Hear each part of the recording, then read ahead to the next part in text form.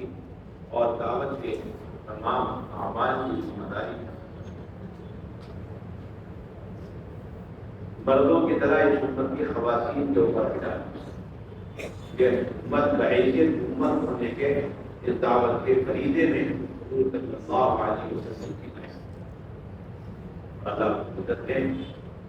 خواتین کے اندر اس دین کے محنت کے لیے وہ ساری صلاحیت استعداد رکھی ہے جو دور نبوت دور صحابہ میں نہیں بلکہ ان کے اندر دین کی محنت کی استعداد اور صلاحیت دین کی محنت کی استعداد اور صلاحیت صلاحیت کا کم اور زیادہ ہونا ظاہری طاقت کو نہیں پتہ چلتا بلکہ تحمل سے پتہ چلتا قوت کی بنیاد پر زیادتی اور کمی کا پتہ نہیں چلتا بلکہ صبر و تحمل کی بنیاد پر پتہ چلتا ہے کہ کس کے اندر دین کی محنت کتنی ہے۔ اس اعتبار سے خواتین کے اندر دور نبوت سے عصر اور قیامت تک دین کی محنت کی استعداد صلاحیت مردوں سے زیادہ ہے۔ یہ تمام تکالیفیں جو مردوں پر آئے وہ خواتین پر بھی آئے، لیکن فرق یہ تھا برداشت مردوں نے بھی کیا عورتوں نے بھی کیا، لیکن بڑا فرق ہے ان دونوں کے برداشت کرنے میں رضی کہ تکلیفوں کی وجہ سے مردوں میں منتظر ہونے کی مثالیں ملی آئی اور برداشت نہیں کر سکے اور اس وجہ سے بعض صحابہ اور بعض مرد منتظر ہو گئے، اس کی مثالیں ملیں گی، لیکن ایسی کوئی مثال نہیں ہے کہ تکلیفوں کی کثرت یا شدت کی وجہ سے خواتین اسلام سے پھر گئی منتظر ہو گئے، اس کی مثال اعلیٰ درجے کا صبر اور اعلیٰ درجے کا تحمل۔ اس سے معلوم یہ ہوتا ہے کہ دین پر چلنے کی استعداد مردوں سے زیادہ عورتوں ہے، کی استعداد مردوں سے زیادہ عورتوں ہے۔ یہی دیکھا جائے گا کہ آپ نے اپنی جان اور مال کو اتنا لگا کے لیے دیکھا جائے گا کہ دین کی محنت کے سلسلے میں جو تکلیفیں ناگواری آئیں اسے آپ نے کتنا پڑھا اس سے بہادری کا اندازہ اور اس سے شجاعت کا اندازہ، اس تحمل سے استطاعت کا اندازہ لگتا ہے، اور یہ استطاعت آپ کی خواتین ہے۔ آپ نے امت کے خواتین کو نبوت میں اپنے ساتھ شریک کر لیا تو پھر دین کے غالب آنے میں اور حق کے غالب آنے میں اور باطل کے مٹ جانے مغلوب ہو جانے میں کوئی شک ہے۔ اور اگر آپ نے امت کی خواتین کی دین کی اور دعوت کی صلاحیت کو دین کے لیے نصرت اور دین کے جذب میں آپ نے نہیں لگایا تو پھر جتنی جائے طاقت لگائیں کوشش کریں، حق کبھی غالب نہیں آئے گا۔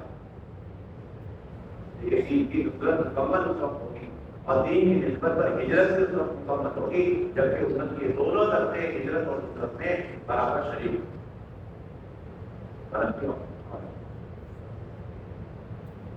یہ ہاتھوں کا رکھا امت کو اور امت میں بھی کام کرنے والوں کو کہ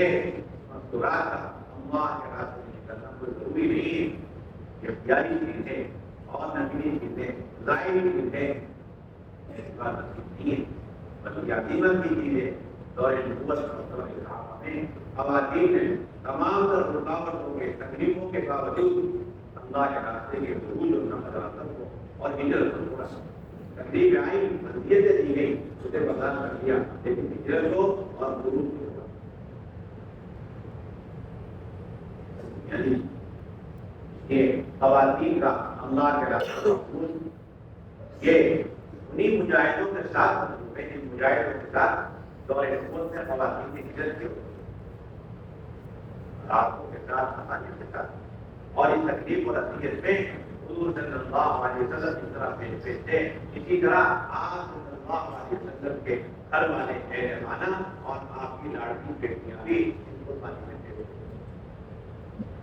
تاکہ حمل ثابت ہو گیا اسے بھی برداشت کیا گیا اور حمل ثابت کی ہونے ہو جانے کی وجہ سے تکلیفوں میں رہی اسے بھی برداشت کرے لیکن ہجرت نہیں ہوئی، ہجرت اسی حال میں یاد رکھے اس تکلیف کی وجہ سے ہی جیسے اس زمانے میں حضرت زینب رضی اللہ تعالی عنہ کو لوگ شہید یقین ہو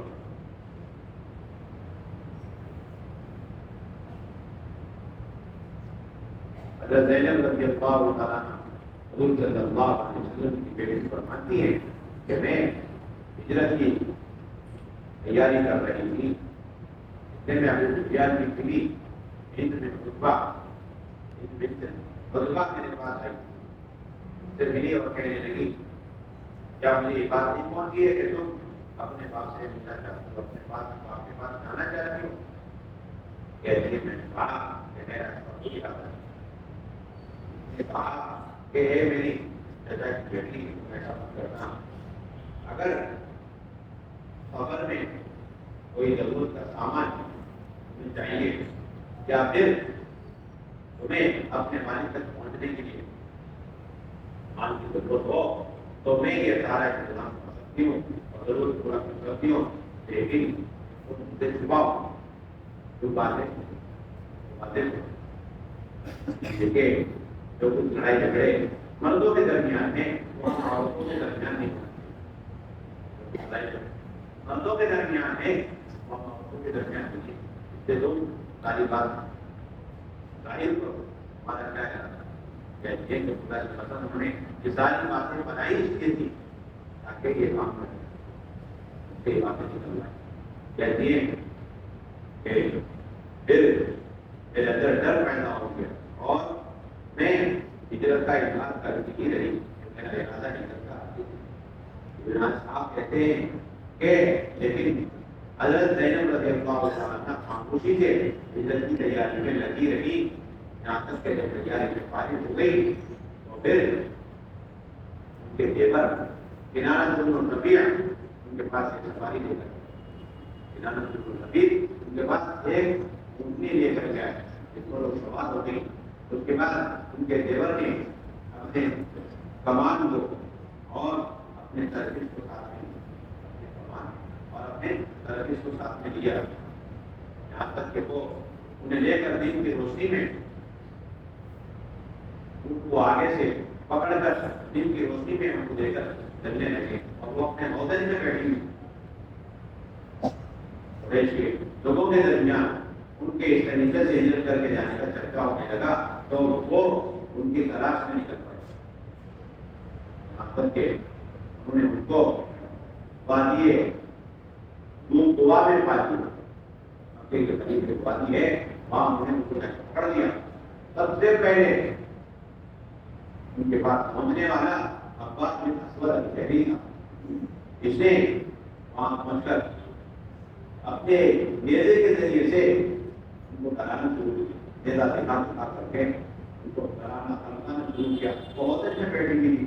اور لوگوں کا کہنا یہ بھی تھا کہ وہ امید سے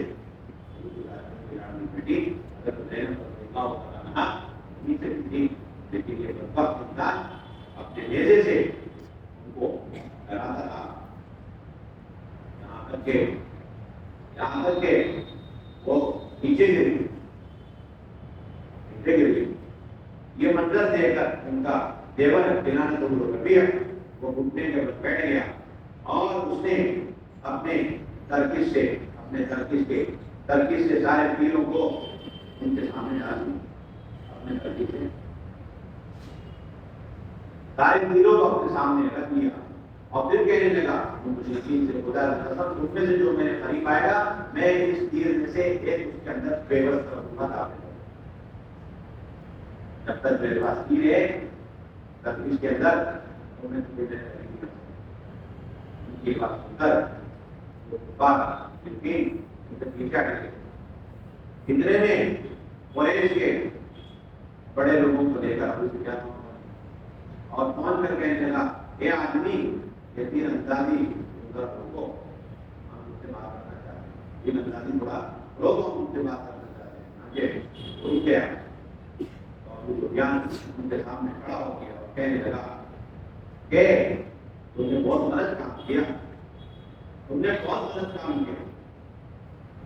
بہت غلط کام کیا کہ تم اس خاتون کو، یعنی حضرت زینب رضی اللہ تعالیٰ عنہ کو اس طرح آگے رہنا کلم کلا سب کے سامنے لے کر کے جا رہے ہو، جبکہ تمہیں خوب معلوم ہے کہ ہم پر جتنی مصیبتیں اور جتنی تکلیفیں آتی تھے ہوتی ہیں وہ سب اسی عورت کے بعد محمد صلی اللہ علیہ وسلم کی وجہ سے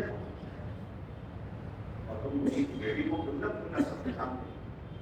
اگر تم اس طرح کلم کلا سب کے سامنے ہمارے درمیان سے ان کی بیٹی کو دے کر چلے جاؤ گے تو لوگوں کا یہ خیال ہوگا، لوگ یہ سوچنے لگیں گے کہ یہ ظلم ہماری شدت کی وجہ سے ہوا ہے اور ہماری کمزوری کی وجہ سے ہوا ہے، کیا مجھے ہو گئے کمزور میری زندگی کی قسم جانا کہا میری زندگی کی قسم ہمیں ان کو اپنے ان کے باپ سے روکنے کی، ہمیں اس عورت کو کو ان کے والد محمد صلی اللہ علیہ وسلم سے روک کر رکھنے کی کوئی ضرورت نہیں اور نہ ہم ان سے کوئی انتقام دینا چاہتے ہیں، لیکن تم اس وقت آپ ان کے لے کے واپس ہو جاؤ جہاں تک کہ یہ شور شرابہ ہنگامہ ہے شور شرابہ ہنگامہ ہو رہا ہے، آپ جا رہے ہو شور شرابہ ہو رہا ہے، محمد صلی اللہ علیہ وسلم کی بیٹی کلم کلا دشمن کی بیٹی کلم کلا ہمارے درمیان سے جا رہی ہے، شور شرابہ ہوتا ہے، کبھی شور شرابہ ختم ہو جائے اور لوگوں میں یہ بات ان کے چرچے ہونے لگے کہ ہم نے دشمن کی بیٹی کو واپس بلا دیا، جانے نہیں دیا، تو خاموشی سے ان کو لے کر کے اور ان کے باپ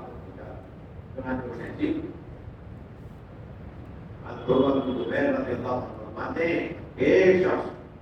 حضرت زینب رضی اللہ تعالیٰ عنہ کو لے کر مکے سے روانہ ہوا تو پیچھے سے قریش کے دو آدمی بن گئے اور ان دونوں نے اس شخص پر حملہ کیا اور اس شخص پر غالب آ گئے، یہاں تک کہ ان دونوں نے مل کر حضرت زینب کو دھکا دیا، دھکا دینے کی وجہ سے چٹان کر دی، وہ چٹان کر دی اور ان کا عمل بھی ثابت ہو گیا اور خون میں اس کے بعد ان کو وہ لوگ ابو سفیان کے پاس لے کر گئے، حضرت زینب کو یہ سارے کے سارے لے کر ابو سفیان کے پاس پہنچے اور وہاں بنو ہاشم کی عورتیں بھی آئی، ابو سفیان کے پاس بنو ہاشم کی خواتین بھی آئی نہیں، ابو سفیان نے حضرت زینب کو بنو ہاشم کی خواتین کے حوالے کر دیا، بعد حضرت زینب رضی اللہ تعالیٰ عنہ ہجرت کر کے مکے سے مدینے پہنچی رہی، لیکن وہاں پہنچنے کے بعد اس تکلیف اور اذیت کی وجہ سے وہ مسلسل بیمار رہی، یہاں تک کہ کسی بیماری کو انتقال لوگوں کا یہ خیال تھا اور لوگ یقین کرتے تھے کہ حضرت زینب رضی اللہ تعالیٰ عنہ شہید، حضرت زینب رضی اللہ تعالیٰ عنہ شہید، آپ فرمایا کرتے تھے کہ یہ میری بیٹیوں میں سب سے پیاری بیٹی ہے جس کو میری وجہ سے ستایا۔ اللہ